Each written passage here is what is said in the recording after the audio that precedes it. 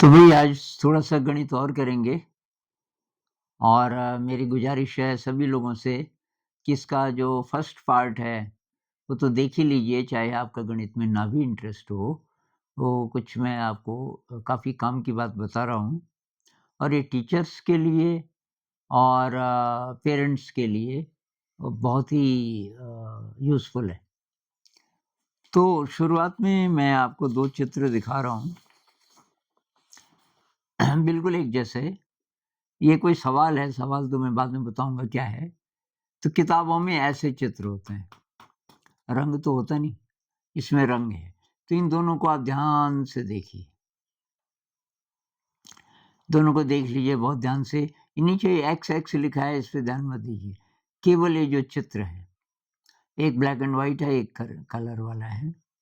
तो आपने देख लिया होगा।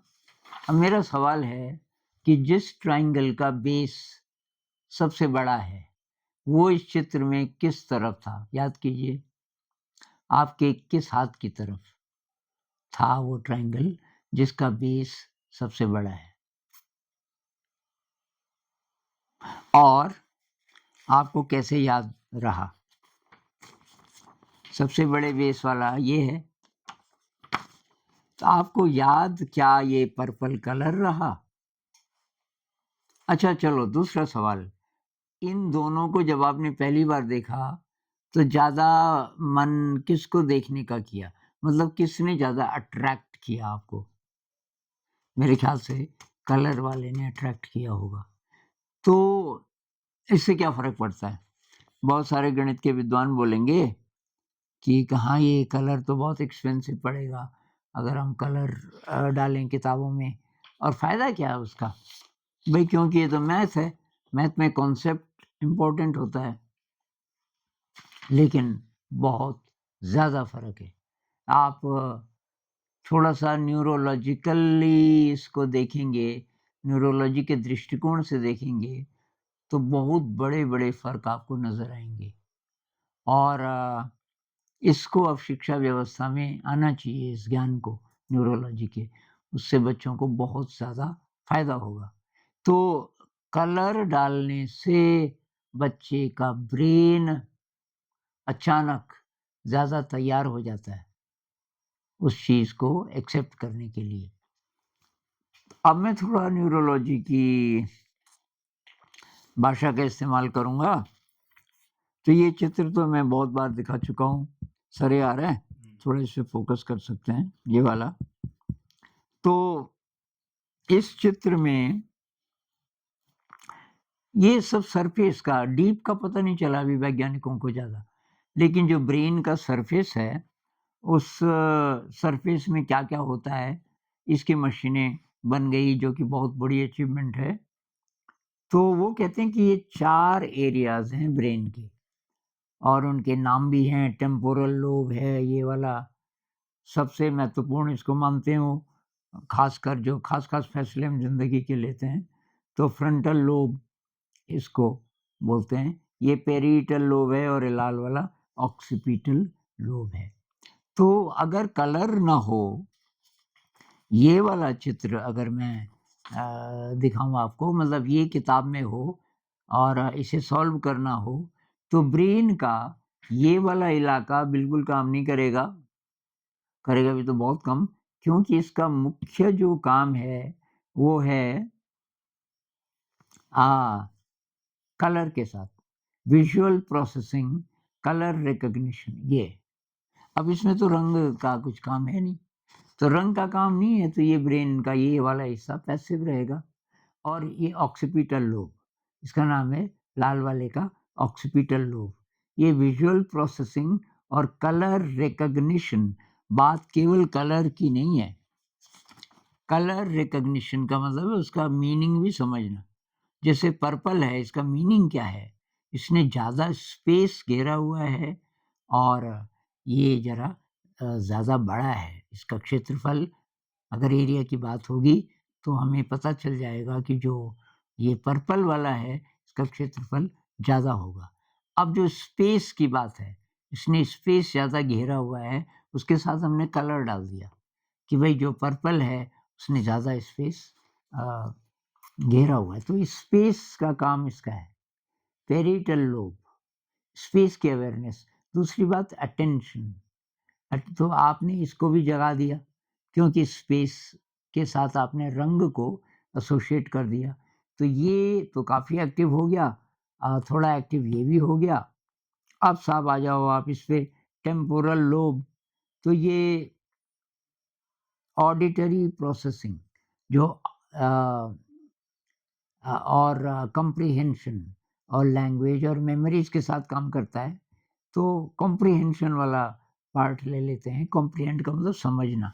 यहाँ समझने के लिए रंग भी है आपके पास। एक तो है ये आकार, और आकार के साथ रंग भी है, तो दो भाषाएं एक साथ हैं। ये अगर हमारे पास है तो हम बोलेंगे बच्चों को, देखो भाई ये 3 ट्रायंगल्स हैं, ये ग्रीन वाला देखो, रेड वाला देखो। ये भाषा इसमें तो यूज़ आप कर नहीं सकते। इसमें आप ये बोलोगे कि भाई देश देखो सबसे बड़ा किसका है। तो 2 भाषाएँ, एक तो भाषा है कॉन्सेप्ट की, दूसरी भाषा है कलर की। तो कॉन्सेप्ट के साथ जो डील करता है जो वाला दिमाग, ये मैथमेटिकल प्रोसेसिंग, इसका काम है वैसे मुख्य रूप से ये पेरिटल लोब का। और ये जो फ्रंटल लोब है, जो decision making, problem solving, planning, फिर ये इसका रोल तब, ये सारा जब इंफॉर्मेशन आ गई इसके पास, तो तब फाइनल डिसीजन ये लेगा कि अब क्या करना है। तो ब्रेन का ये सारे इलाके आपने जगा दिए एक साथ वो काम करने लगे। जबकि हम इसको यूज़ करेंगे, ब्रेन का बहुत कम इलाका काम करेगा। कलर को देखते ही एक प्रकार की खुशी होती है। ये मैंने कुछ-कुछ लोगों की रिसर्च देखी, वो कह रहे हैं कि कलर्स के कारण हम ज़्यादा ध्यान देने लगते हैं। ध्यान का मतलब अटेंशन, ज़्यादा अटेंशन। तो जो हमारा पैरिटल लोब है जिसका काम अटेंशन है, ये जग गया कलर के कारण। अच्छा, colours can influence mood, energy level and motivation. आपका मूड थोड़ा अच्छा हो जाता है, एनर्जी लेवल थोड़ा हाई हो जाता है, थोड़ा-सा मोटिवेशन मतलब आप और तैयार हो जाते हैं उसको करने के लिए। अब ये मैं न्यूरोट्रांसमीटर की बात नहीं कर रहा हूँ, लेकिन जो अच्छे रसायन हैं, ये डोपामाइन वगैरह-वगैरह, वो भी बनने शुरू हो जाएँगे, क्योंकि आपका मूड अच्छा हो गया। तो कलर्स को पहचानना और उसका मीनिंग समझना, ये भी काम हो रहा है। कलर्स को पहचानना और उस कलर का मीनिंग समझना। यहाँ जैसे पर्पल है, पर्पल का मीनिंग क्या है कि वो सबसे बड़े ट्रायंगल का रंग है।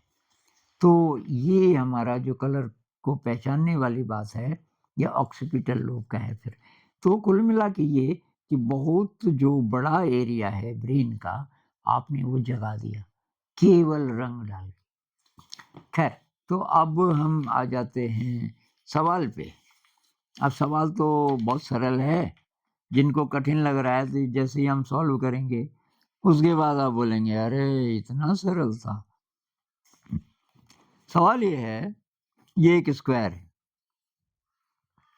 स्क्वायर है और इसके अंदर ये 3 ट्रायंगल्स हैं और इनके बेस दिए हुए हैं। ये अगर x है, तो ये 2x है और ये 3x है।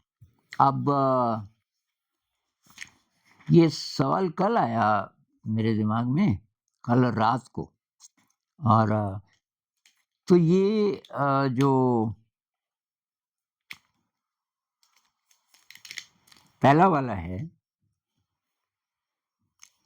ये जो हरा है, तो हरे का क्षेत्रफल है, हरे त्रिभुज का क्षेत्रफल मान लीजिए दिया हुआ है 12 सेंटीमीटर स्क्वायर, 12 सेंटीमीटर स्क्वायर। सवाल है कि वर्ग का क्षेत्रफल क्या होगा? स्क्वायर का क्षेत्रफल, शॉर्टकट में लिख रहा हूँ, क्षेत्रफल बताना है। तो आप पॉज़ कीजिए और एक बार ट्राई कीजिए। ट्राई करने के बाद हम इसको एक साथ करेंगे। तो शायद आपने ट्राई कर लिया होगा। हो सकता है एक से ज़्यादा विधियाँ हों इसकी। तो भई यहाँ ये जो लिखा है ना, इस इन्फॉर्मेशन को अगर यूज़ करें, ये x है, ये 2x है, ये 3x है, तो कुल मिला के कितना हो गया यहाँ से यहाँ तक? 3 और 2 5 और 1 6x। तो हमने देखा कि ये जो स्क्वायर है, ये 6x साइड का है। इधर 6x है, तो इधर भी 6x है, क्योंकि स्क्वायर है।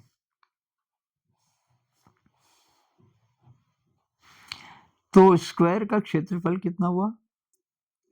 स्क्वायर का एरिया, क्षेत्रफल कुछ लोगों को क्या पता ना पता हो, एरिया मतलब कितनी जगह इसने घेरी है, उसी को एरिया बोलते हैं।